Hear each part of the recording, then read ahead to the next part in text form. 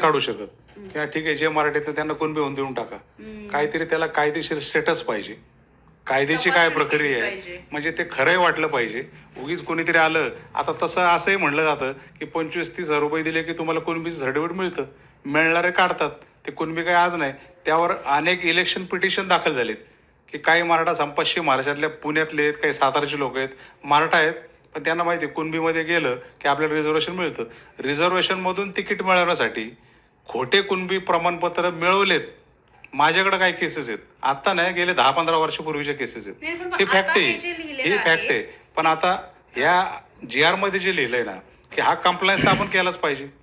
मला जर कुणबीचं सर्टिफिकेट पाहिजे, घरात बसून तर मिळणार नाही. मग तुम्ही affidavit करावं तुम्ही लागेल का? प्रतिज्ञापत्र करायला पाहिजे. आज तुमचा शाळेचा दाखला हरवला, नवीन दाखला पाहिजे असेल तर तुम्हाला प्रतिज्ञापत्र द्यावं लागतं. खोटं प्रतिज्ञापत्र कर हा गुन्हा आहे.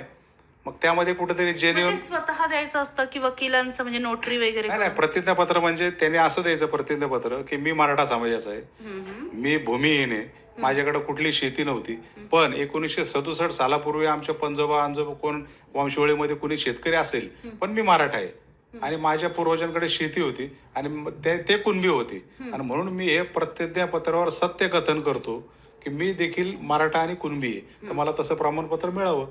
हा एक साधा ॲफिडेव्हिटचा फॉर्मॅट असतो. सेल्फ जर affidavit असतं का हे? स्वतः करून द्यायचं, असं 2 ओळीचं नाही काढू शकत.